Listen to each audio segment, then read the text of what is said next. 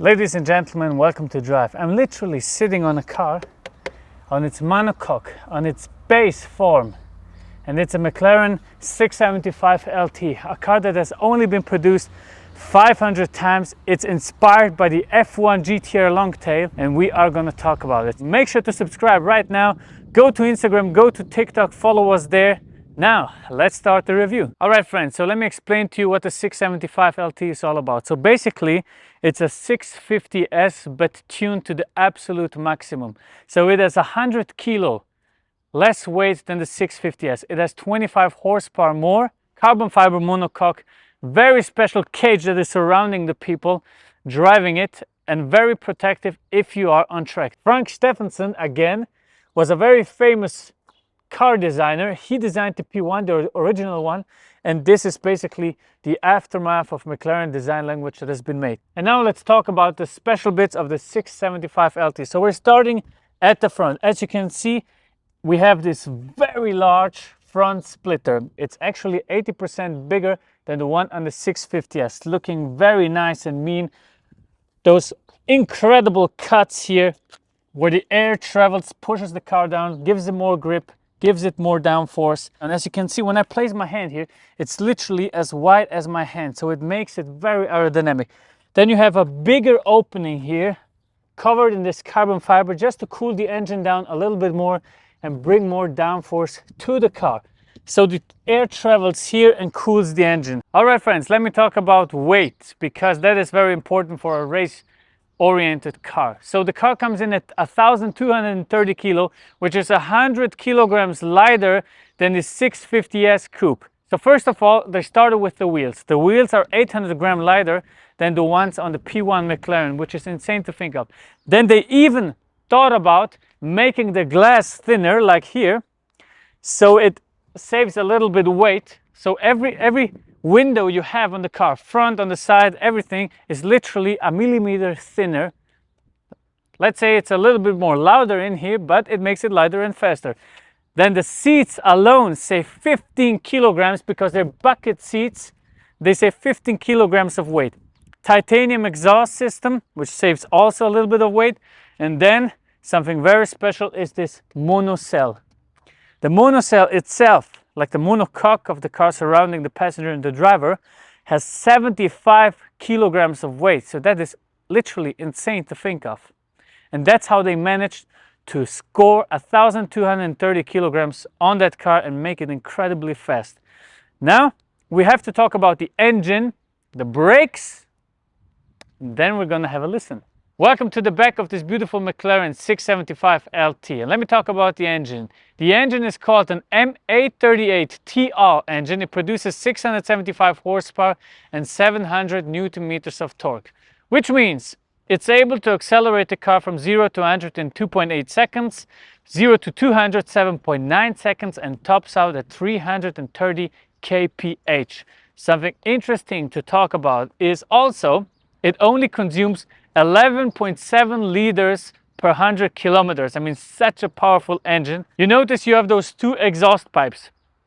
So the 4-cylinder banks on the left side come out of the right exhaust, and the 4-cylinder banks on the right side come out of the left exhaust. This is like a cross pipe style, so an X-pipe stylish of the exhaust system. When you come closer, the titanium exhaust has a beautiful coloring, because when you drive it faster and titanium gets warm and hot, it changes the color to a blue-purple style. It looks really insane when you look through this little guitar here. Let's talk about the brakes, because this car needs to decelerate as much as it needs to accelerate. So we have 398 millimeter brake discs at the front, carbon ceramic brakes, of course, and 380 millimeters carbon ceramic brakes at the back. So the brakes are insane, and what the car also has is very good tires. Those are P0 tires, but normally you could get a Trofeo R tire, which is for track use only. The tires dimensions are very normal. You have a 19-inch wheel, 235 in width at the front, and a 20-inch wheel, 305 width at the back. All right, friends, welcome to the interior of this beautiful McLaren. Let me close the door and show you what the interior is all about. So as soon as you sit here, you can tell that this is for track use only. You have those bucket seats surrounding you like you're in a fighting jet. It's insane. Alcantara wherever your eye looks. Very premium. So Alcantara on top, Alcantara on the steering wheel. In the middle part here, the seats are Alcantara. Everything in here is Alcantara. Even the door panels, I mean, even on the side, Alcantara. You're sitting very far down, so you can literally just feel the road and everything you need. You don't have electric seats. You use this part here in the front to move it back and forward. That's it. Then, second part that you need in a race car, of course, carbon fiber. Everything in the middle on the steering wheel, the shifting pedals is carbon fiber. At the back, plain, nothing much. A really slim window. You can literally tell everything when you're driving. What you can also do is you have a little camera here that records your track filming. For example, if you are on track and you want to film your lap times and everything, you have this camera here. Other than that, the car is really basic health. You have your radio, your media, whatever, the telephone and stuff like that. But let's leave that out because that is not what concerns us the most. Those little two buttons and of course the starting button are the ones that concern us the most. So on the left side, you have your handling button, and on the right side, you have your powertrain button. So I can change the powertrain from normal to sport to track use. On the left side, I can change the handling mode from normal to sport to track use. It makes the suspension a little bit harder and lets the traction control a little bit off so you can drive faster, for example. So when I want the car to be from normal into sport mode, for example, powertrain and handling, I turn both of those little wheels here, and then I have to click the active button to really let the car know, okay, I really want that. I really want to engage into sporty mode. So let me start the car up.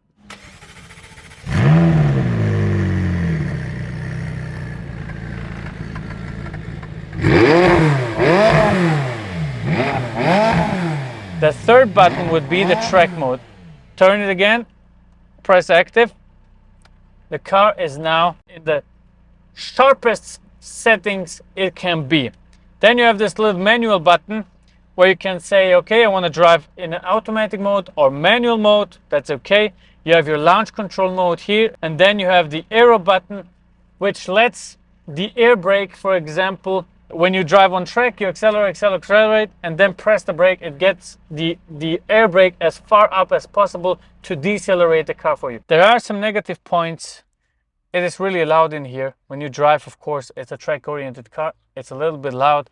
The window is very slim. The vibrations are insane. Imagine you're driving this car. Shifting gears, going through corners. And then after half an hour, you start to get thirsty and you need a drink. Look where the cup holders are.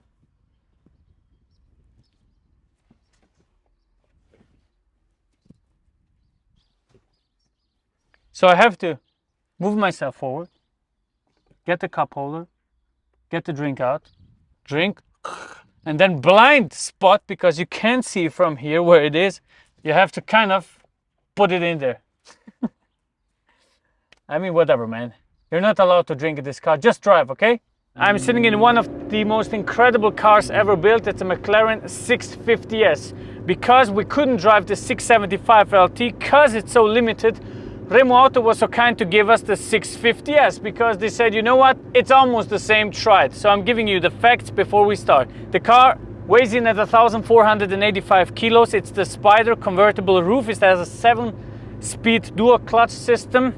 3.8 liter V8, 650 horsepower, 678 newton meters of torque, accelerates from 0 to 100 in 3 seconds flat, tops out at 330 and accelerates from 0 to 200 in 8.6 seconds. So that is insanely fast. It shifts beautiful, it drives beautiful, it sounds very nice. The shifts happen at about 2,500 RPMs, everything works great. But we're to find out how it is while driving sporty. You have three options: normal, sport, or track mode. And since we know what we're doing, we're going to track mode. Then you have to press active. Now you are in charge. There's only one thing to do, friends. Let's go! Wow! That felt like a rocket ship, man.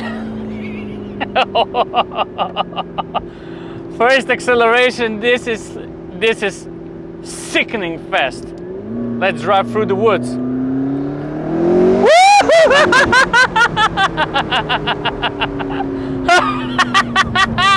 I'm getting goosebumps, man.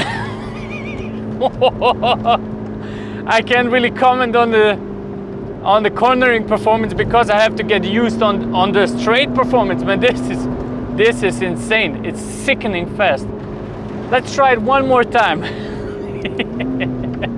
But I want to shift 1 and 2 gears. So because it's spinning the rear wheels, I'm going to give it a little bit of an easy throttle and then second gear, all right? Let's fucking go!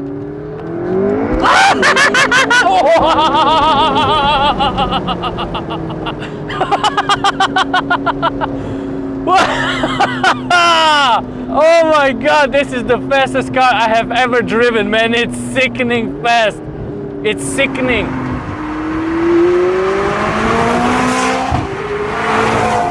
The feeling you get inside your stomach, it's like every organ is coming out of your mouth, man.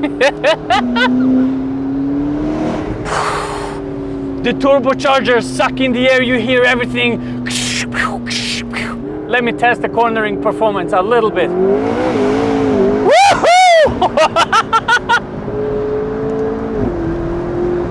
So the cornering feels, of course, brutal. Every little turn, every millimeter you steer, your steering wheel, it turns. Then you step on the throttle, accelerate out, and you hear the turbochargers, you hear the air getting sucked in. It's insane. This shouldn't be allowed for anyone to drive. It's literally too fast. My friend here sitting next to me is bursting out laughing like me. The acceleration is insane. It feels like you're gonna throw up your internals, really. I'm sorry for that vulgar vocabulary, but it's literally, it's insane. This is the most insane car I have ever driven.